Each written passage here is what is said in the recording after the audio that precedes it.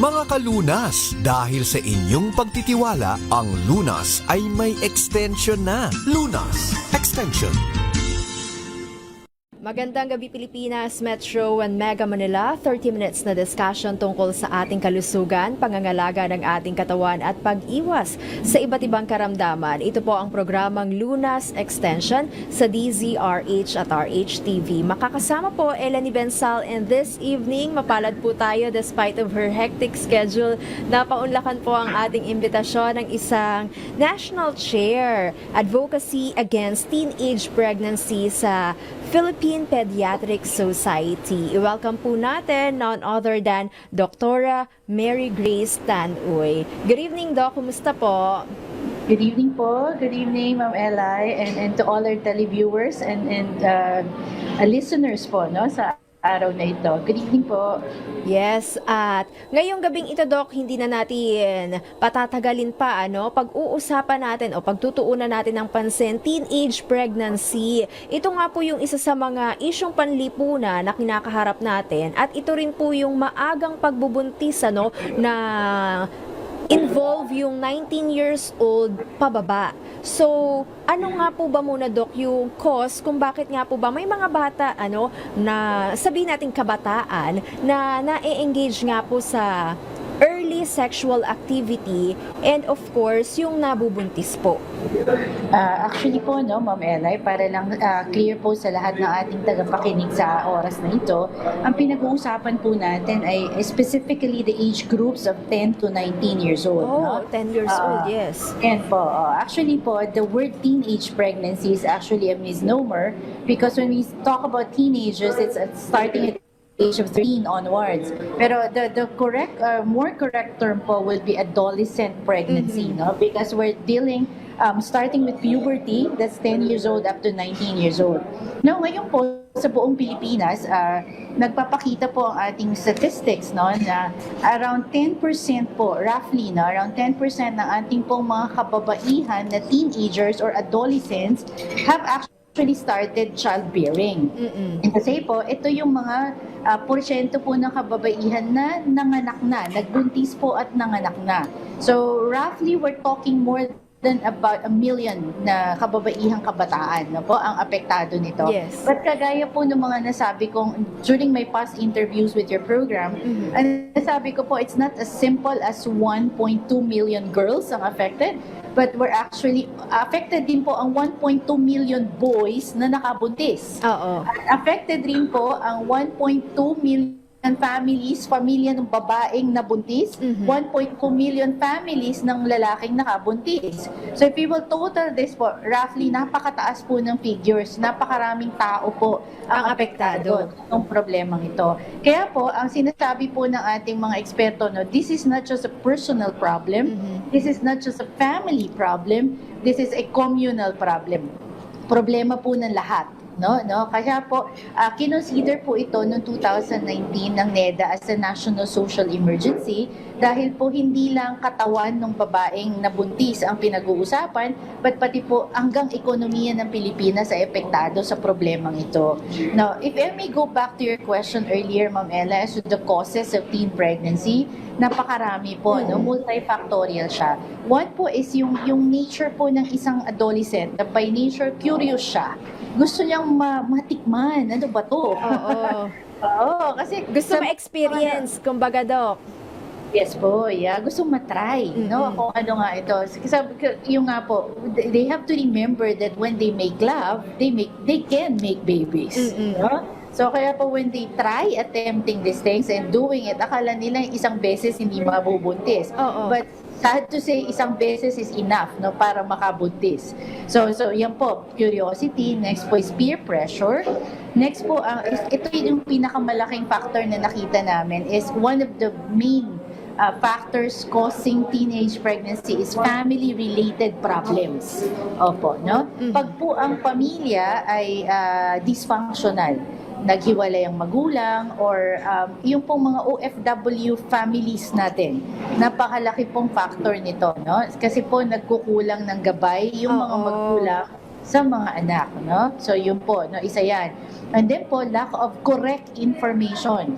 or misinformation. Like, our young people nowadays po would like to tend to go to Google at doon nagtatanong. Oo. Okay, we're not saying po na mali yung informations ni Google, but we need to contextualize things, di po ba? So, iba pa rin pag tao yung kausap mo. Para po nalalagay sa tamang konteksto yung mga truths na kanilang napapakinggan. And then po, liberal views on sex. I think this will boil down to values na meron po ang ating kabataan sa ngayon. Kasi nakita po natin na napakataas rin, no? Around 30 to 40%. Ang sa ngayon po, among our young people, among our adolescents are already engaging in living-in arrangement. Hindi na po nagpapakasal, no? Oo. Living-in arrangements, ganun po kataas. So, ibig sabihin, hindi na po ganun kalalim, ka-importante, ka-significant ang kanilang tingin Sa sa kasal. marriage. Okay po. And that will definitely affect the way they would look at family life and how they will handle their families now and in the future. Pag-usapan naman natin, ano po ba yung impact nito kung sakaling bata ka pa lang, 19 years old, below, na buntis ka na, ano po yung maaaring maging epekto nito sa katawan at pag-iisip na rin ng isang babae? Kasi sabi nila, Dok, na hindi pa ganun ka-mature enough yung katawan natin, Yes po, totoo, Ma'am Ella. No? Actually po, nakakalungkot. I'm a pediatrician. Okay, so ang mga pasyente po namin ay 19 years old and below. So simula po nang sila ipanganak hanggang sila po ay hindi pa tumutungtong sa kanilang 19th birthday. So that's 18 years old and 364 days, pasyente pa po namin. Oo. So pag pasyente namin, ibig sabihin po, bata pa siya. No? Bata pa siya. So based po sa WHO na definition of who is a child, so these are the people below 19 years old. Sila po yung categorized as child. So meaning to say po, pag sinabi nating child, hindi pa po ready, hindi pa po naka-reach ng maximum maturity ang kanilang katawan, ang kanilang isipan, ang kanilang puso, all the faculties po, no, sa Okay. pagkatao na isang bata, ay bata pa. So, hindi pa po nagmamature. So, pag ito pong batang ito ay nagsimulang magbuntis at maging isang ina, we are sure po that there will be a lot of complications, both physically, emotionally, psychologically, all the na pwede niyang mapagdaanan. Not necessarily or not only dun sa nagbubuntis, Dok, pati dun sa kanyang dinadala sa baby. Yes po. Yes po. Okay. So, una po, tingnan natin yung physical effects po, no, sa babae, sa batang nagbuntis. Definitely po, ang kanya pong daanan ng bata, no, yung pelvic area could not be and may not yet be fully developed. So, with these kids po, pati yung height nila, pwedeng hindi pa fully developed. The height has a big bearing, no, on a pregnancy. Women who are 5 feet tall, or lower, mas mababa ng 5 feet ang kanilang height, mas prone po sila for CS delivery, cesarean section. Oo. Okay po. And then, kung hindi naman po fully developed pa yung balakang nitong ating mga kababaihang ito, mataas rin po ang risk na sila ay magsi-cesarean section. Okay, so imagine mo po, no, a 15-year-old or a 14-year-old going through delivery through the cesarean section. It's really frightening, no po? Yes. Okay. Now po, another thing na nakikita natin sa mga teenage pregnancies po, pwede po mataas ang risk ng prematurity. Nanganganak po sila ng hindi pa tama sa oras. Okay. Maagang nag-aanak. Para nasa Ito po, 7 months pa lang, Dok. Yes po. Bakit po? I think one of the biggest factors that I see, not just because they are not physically ready to have a child, second po is yung emotional state nila. Dahil definitely po, no, kabilaan ang nagagalit sa kanila. Yes. Kabilaan po yung nagsisermon. Nadja-judge pa ng ibang Yes. tao. And they have to suffer the stigma. They have to suffer the curses from different people na maraming sinasabi sa kanila. No? Definitely po, tao lang tong mga batang ito, may damdamin, may puso, marunong masaktan, no? So kaya po yung stress during this time of pregnancy can actually be a very strong trigger for them to deliver early. Okay. Okay. Oo. So, ito po. So, pwede rin po, mataas rin po ang risk na sila ay mag-develop ng high blood pressure, pre-eclampsia, and eclampsia during pregnancy. And in fact po, we have cases na mga batang nag-eclampsia, meaning to say po, nag-high blood, no, during delivery, before pregnancy and during delivery and even after, no, tas iba po ay nag-stroke. no? Dahil po sa ganyang sitwasyon. Bakit nauuwi o nagkakaroon ng hypertension, Doc? Bata pa naman. Ito po ay ang malaking factor po yung hormones natin during Oo. pregnancy. Yes po, the hormones, the stress, and all of these things contributing po dun sa kanilang physical condition. Okay. Opo. Aside So- from that, Doc, ano pa po yung maaaring maging epekto sa mental, sa physical ng isang babaeng nagbubuntis ng maaga? Yes po. So, ganun na po. Kanina na-mention natin, no, na yung mga complications po ng pregnancy. Yes. And then, puntahan po natin yung sa financial side. Oo. If di po ba, tingnan mo, kung ikaw po yung manganganak ng normal delivery, mas mura po yun. Versus FCS. cesarean section, that's times ilan, no, ang cost. So, ito po ay magiging burden sa pamilya kasi sila wala pang kita, wala pang Correct. kita. So, kanino po sila hihingi para sa panggastusing ito? Sa Now, magulang nila. Yes, if the family cannot support them, they will go to government centers, government hospitals. So it's the government who will spend for them. Now, if it's a complicated pregnancy, so ang dami pong gastos. Oo. Sa kanila iba na ICU and all of these things. So government funds po are being used, no, for these young people who are going through these things. So kaya po ang sinasabi sinasabi po ng ating mga eksperto, nawawalan po ang Pilipinas ng around 34 billion pesos kada taon. This is income loss and at the same time po expenses natin sa mga komplikadong pagbubuntis. And even po regular expenses sa mga health center catering to this adolescent pregnancies. So, ganito po yung mga effect niya. Alright. Sige, pag-usapan naman natin, Doc, ano nga po ba yung tamang edad sa pagbubuntis at ano-ano nga rin po ba yung iba pa nating maibibigay na payo para sa mga kabataan ngayon para nga po hindi sila ma-engage sa early sexual activity. Sa ating pagbabalik dito pa rin po sa programang Lunas Extension sa DZRH at RHTV.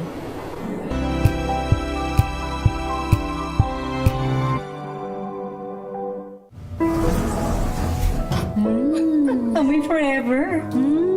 Amoy LQ. Amoy New Cala Berry Blooms. Amoy Cala, amoy good vibes.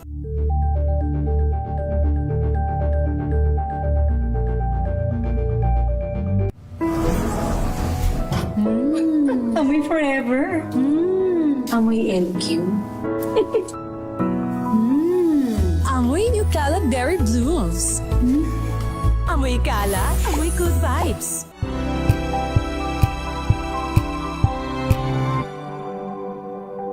Hello, Washi! Laundry day na naman! Yay! Anong meron? Mancha ng chocolate, putik, may libag pa! Kaya natin yan! With Pride Washing Machine Detergent, may triple stain-away formula. Tanggal ang makapit, madikit, at malupit na tumikmancha. Kaya easy-easy ang labada. Mula noon hanggang ngayon! All you need is pride. All you need is pride. ACS.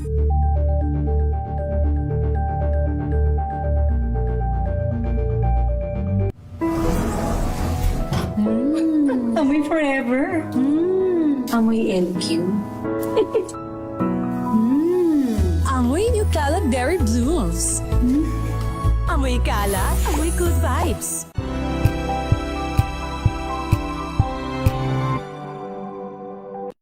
Mga dagdag na kaalaman at usapang pangkalusugan. Lunas Extension. Kayo pa rin po ay patuloy na nakikinig at nakasubaybay sa programang Lunas Extension sa DZRH at RHTV. Usapang teenage pregnancy pa nga rin po ang ating patuloy na pagtutuunan ng pansin dito po sa ating palatuntunan. At naiwan nating katanungan do kanina kung ano nga po ba yung ideal age para magbuntis. Kasi kung ito nga pong 19 years old below, may delikadong epekto sa babaeng nagdadalang tao. Gayon rin naman, Dok, 'di ba, kapag yung mga medyo may katandaan na. extremes, no? Mm-mm. Actually, ang payo po sa atin ng ating mga OB-GYN ay dapat po at the age of 35, Aha.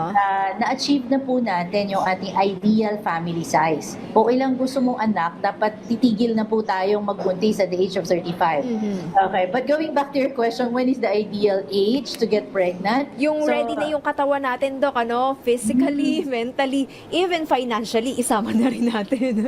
Yes po. Kasi po, even if we say you are physically ready for pregnancy, you're 19 years old and above, kung financially hindi ka rin ready, emotionally hindi ka rin ready, so during pregnancy, you will not be happy. Oo. So kung tormented po yung iyong pregnancy time, very stressful siya, I don't think po it will have a good effect on the baby. Okay. Right? In fact po, pwedeng maapektuhan yung personality ng baby na ating pinagbubuntis depending po on the state, emotional state ng nanay during pregnancy. So, you see po, so kaya kailangan po as much as possible, handa na po in all aspects. Kaya po ang battle cry ng Philippine Pediatric Society no, is #wag muna bish. Oo. Okay. Wag muna bish, hanggang kaya pong pigilan, no? Hanggang para po makapag-intay na tayo po muna ay makatapos mag-aral, ayan, no? Kahit papaano, meron na po tayong income na enough ng ibili ng mga pang-araw-araw na gastusin. Itustos sa pang-araw-araw na gastusin. And then life will be better. Yes. Let's say that, no? Opo. Para sa iyo, 'di ba? Para sa personally and para sa mga taong nakapaligid sa iyo, 'di ba, Doc? Magiging maayos ang takbo ng lahat kung handa ka na talaga na magdalang tao. Yes po, plano po ang lahat sa buhay. Kasi sabi, if you don't plan, no, talagang mag-fail ka. So kailangan po planado ang lahat. Lalong-lalo na po ang aspeto ng pag-asawa at pag-aanak. Yes, Okay. ayan. So, Hindi siya biro. opo. Eto, Doc, tanong rin lamang po ng mga nakikinig sa atin. Ano naman nga daw po muna, Doc, yung mga signs and symptoms na nagbubuntis na nga po pala ang isang tao? Lalong-lalo na nga kanina, di ba, sinabi natin na out of curiosity, yung isa sa mga dahilan kung bakit nagkakaroon ng early pregnancy. Okay po. Ma'am Eli, before I answer that question, naalala ko lang po bigla, no? There is as high as 46% among our adolescent pregnancies who would resort to abortion. Oo. Ganun po kataas. Oo. Kasi po, 2/3 din ng mga adolescent pregnancies po natin ay coming from the low-income group. No? Sila po yung poorest of the poor, no? Doon po nanggagaling yung kalakihan ng ating cases. And then po, itong mga kabataang ito, naiisip po nila, no, na pag nagbuntis, ang problema ay itong batang ito. So pag inalis ko to, tapos na problema ko. Oo. So yun po yung naiisip nila. Little do they know that when they resort to abortion, definitely po, I don't think there's any legal clinic in the Philippines who would perform abortion just by choice, no? So kaya po, pupunta sila sa mga ligid-ligid, sa mga tabi-tabi, na posible pong, hindi lang posible, but are illegal centers who would do abortions. And when it's illegal, napakalaki po ng chances na madumi ito, hindi po siya sterile, hindi po tama yung sinusunod na medical procedure, pwede po talaga silang mamatay, no, from doing such an act. So yun po, no? And then and then Mamela, ano po uli yung tanong natin? If I may go back to your question earlier. Yes, yung mga signs and symptoms nga po ng pagbubuntis ng isang babae. Para nga rin po dun sa mga kabataan na nakikinig sa atin ngayon na hindi, kasi alam mo 'di ba, Doc, yung mga nagsusuka, ayan, nahihilo, i-search na nila sa Google kung ito nga po ba ay may kaugnayan sa kanilang pagbubuntis. Definitely po, one would be a missed period. Kung regular po yung ating etong menstruation, tapos bigla po hindi na dumating, no? Tapos alam mo na may ginawa ka, may nangyari. So pwede na po yun. And then pangalawa, yes, yung po morning sickness natin. Pangatlo, masama ang pakiramdam. Parang ang sarap lang itulog ng itulog. Yung mga ganung bagay. And then, basically, mood swings. Pwede po mainit ang ulo. No? Yung mga ganung bagay. But definitely, definitely po, after a month or a few days po na missed period, we can already check, no, and do pregnancy test para malaman po kung talagang buntis or hindi. Kasi bago gumawa ng kung ano pa mang hakbang, no, magiinom na kung ano-ano dahil feeling nila may trangkaso sila. Oo. Di po ba? Okay. Yes. Tapos po, for the information din ng ating kabataan, kasi po ito very common. Iinom daw ng soft drinks na ganyan, hahaluan ng isang klase ng tabletas ay makakalaglag na ng baby, ay hindi po totoo yun. Tatalon after sex, hindi po totoo yun. Ha? Hindi po malalaglag ang baby sa ganon. Okay po. Sige po, Ma'am Eli. Naalala ko lang po bigla. Opo. Ayan na. Mention nyo na nga rin po yung mga myths, Doc, na pinaniniwalaan or naiisip ng mga nakikinig sa atin ngayon, ano? Yung paghuhugas naman daw po ng private organ after sex, Doc, maaari rin daw po bang makaiwas ito sa pagkakaroon o pagbuo ng sanggol, ano? No po, no. It has no bearing. Opo, no. Ang paghuhugas po ng ating ari after any sexual intercourse is part of hygiene. Opo, para mabawasan po ang UTI for that matter, no, and any other infections. Pati po pag-ihi, no. Yes. Urination, pag-ihi after sex is a very good hygiene measure, no, na pwede po natin gawin. But it will not terminate or it will not prevent pregnancy. Ang paggamit naman daw po ng condom, Doc, ay 100% guarantee na makakaiwas sa pagbubuntis or sa pagbuo ng baby. No po. The answer is a very big no. Okay. Kaya po, that's what, isa po yan sa mga battle cries, no, ng Philippine Pediatric Society. These are two big words that I want to leave our audience tonight. Risk reduction versus risk elimination. Tandaan po natin. When we say risk reduction, we are doing measures that will help prevent pregnancy from happening.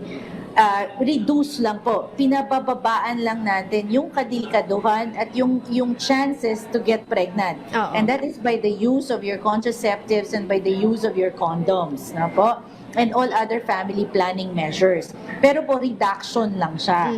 We want risk elimination. Tanggalin po yung lahat ng kadelikaduhan. And that can only happen if we do po sexual abstinence. Okay, huwag makipagtalik. Okay po, huwag makipagtalik, yung po 100% sigurado, wala pong mabubuntis, hindi ka makakabuntis at hindi ka mabubuntis. At hindi rin po makahawa ng sexually transmitted illnesses or infections. Kaya #wag muna, besh. 100% po na risk elimination. Yan ang gusto natin. Yes. Opo. Okay, balikan rin lamang natin, Doc, yung dun sa abortion dahil ito nga po yung isa sa mga naiisip nila na parang solusyon but not totally good idea, Doc, 'di ba? Pero ano ba yung magiging epekto kapag nagpa-abort yung isang babae, Doc? Mahihirapan na ba siyang magbuntis sa susunod? Ganun ba yun, Doc? Okay po. Number one, especially po if the abortion is done in illegal clinics, no? Na alam po natin yung nagpo-perform are not licensed medical people. Okay po. So po pwede po silang mamatay sa tetanus, pwede po silang mamatay from bleeding, pag po na sobrahan ng pasok yung mga instrumento sa loob ng uterus, pwede pong mabutas yung ating uterus, no? At pwede pong mahirap nang pigilin yung pagdudugo. So other than infection, bleeding po will be a very good cause of death, no? And kadelikaduhan sa isang babae. Pangatlo po, yes, pag nabutas po yung ating uterus, na damage po yung ibang parte ng ating reproductive system, the chances po na hindi na tayo magkakaanak pang muli ay syempre po napakataas. No? Napakataas. No? And then the emotional and psychological aspect po na dala rin ito is the guilt. No? Definitely po, you will be grieving and you will be guilty. For the rest of your life, no, Doc? Yes po, for the rest of your life. Kasi po, balik-balik ta rin man natin, abortion is murder. Murder. Okay po. Pumapatay tayo. Kaya hindi kailanman po tama ang gawain yan. No? We're running out of time, Doc. Ano? Maaari po bang makahingi na lamang po ng ilang advice para sa inyo para nga po maiwasan itong early pregnancy, unwanted pregnancy? Yes po. Ang aking pong payo, unang-una sa mga magulang na nakikinig po ngayong gabing ito, no? It's true po that the teenage years, the adolescent years is one of the most difficult na pinagdadaanan po ng ating mga anak, but it is also one of the most exciting years of their lives. And we want you to journey with your young people. We want you to journey with your adolescents. Let's go down to their levels. Let's be friends with them. Let's spend time with them, and let's get to know what they're doing, what they're up to, yung mga yo-yo nila. Yes. Sabayan po natin. Let's have fun with them po. Then alamin natin ano yung mga pinagdadaanan nila para po kasabay nila tayo sa journey ito over the 9-year period of the adolescent years. Kahit man po sabihin nila na tayo ay iba na ang ating generation at medyo nahuhuli na ang kanilang mga magulang at hindi makasabay sa mga young people, let us always remember po that parents will always have the highest level of influence in the lives of our children. So wag po magsawa, let's not give up on our children. Patuloy po silang ipanalangin, patuloy po silang gabayan. But then parents, we need to experiment, no? Kung ano po yung way, ano po yung style na that will work with our children. Kasi po like if nakita ninyo na yung sermon at nagging will not work, and then ibahin po yung style. Baka pwede isama mag-shopping, isama pakainin muna Bago pagalitan. Oo, yun, ganun. So hindi po nadadala sa sermon, do it in a diplomatic way, in a loving way, no? So yung mga ganun. For our young people naman, for adolescents, mga anak, ano po, bago natin pasukin na anumang bagay, no? Mag-isip. Yes, mag-isip, hindi lang 100 times. Ako ba ay makakapagbigay ng honor sa aking pamilya or ako ba ay makakapagbigay ng kahihiyan? Tapos anong magiging posibleng epekto nito sa buhay ko? Will I be successful in the future if I do this? Or I can wait? No? Kasi it's really unfair Yes. to ipagpalit natin, okay, ladies and gentlemen, sexual climax is only about a few seconds to a few minutes. Ipagpalit mo yung few seconds of pleasure sa buong buhay mong pagsisisihan at buong buhay mong paghihirapan, no? Pag nagkamali tayo. So, yun lang siguro ang maihahabilin ko ngayon, Ma'am Eli, sa ating lahat. At ulit po, #wag muna besh. Okay? Yes. Mag-hintay sa tamang panahon. Yes, true love waits nga daw po, di ba, Doc? So, maraming salamat, Dr. Mary Grace Tan Uy. At para po sa mga gusto pong magpakonsulta at para rin po sa interesado sa inyong programang #wag muna besh, ang inyong pong clinic address, hotline number, and Facebook page na rin po, Doc. Actually po, this is a program of the Philippine Pediatric Society. We call it Project Teenspire.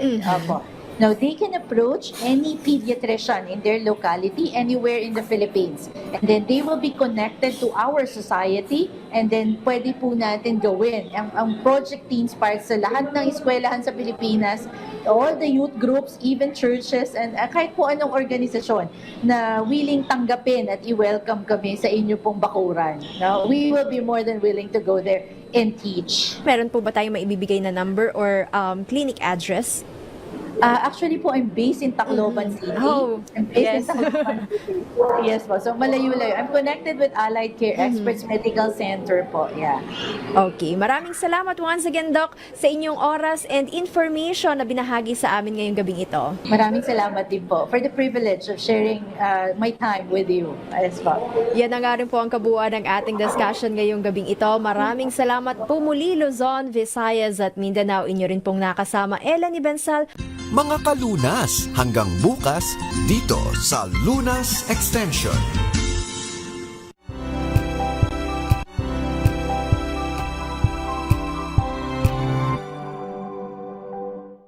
Maagang balitaan, maagang usapan sa mga issue at balita. Kasama si Kuya Angelo Palmones sa Magandang Umaga Pilipinas. Mula Lunes hanggang Biyernes.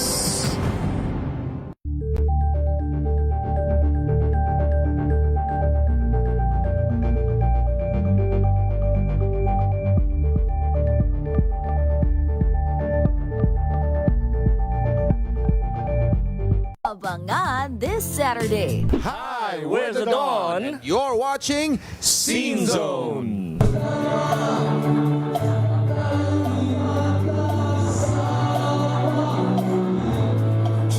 Ang legendary OPM band, 40 years na sa industriya. Kasabihan kasi, music keeps you young. Although sinasabi ko lang yan, na medyo sumasakit yung likod ko ngayon. Ang Salamat Hitmakers, sumabak din sa noon o ngayon gig. Mas malaki pa bang placard? Para... Same eh. Yeah, ngayon. Alas 12 ng tanghali, dito lang sa DZRH TV.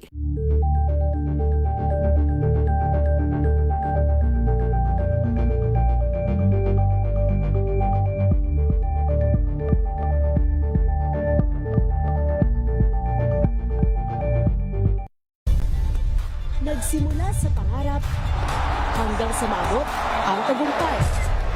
Iba't ibang kwento, iba't ibang mukha ng atletang Pilipino. Mas pinatindi, mas pinalakas, at mas pinaaksyon sa Match Point tuwing Sabado, 12:30 ng tanghali sa DZRH TV.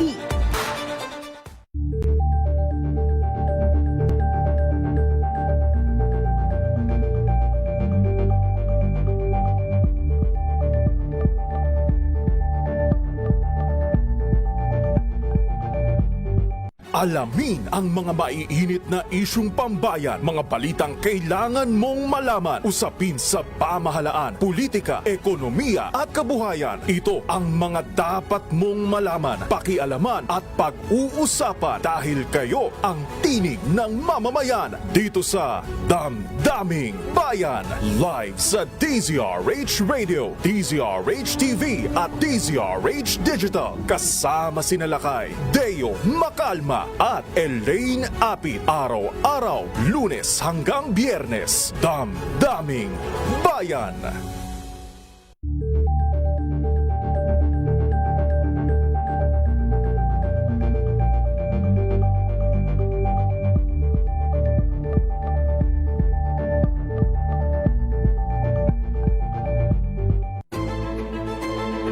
Pakikinggan ang bawat panig. When you fight for justice, think about the queer people. Kung hindi kami magkukwento, sino ang magkukwento para sa amin? Ang mga panawagan, ipababatid.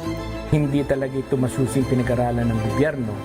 The women who are beaten and abused.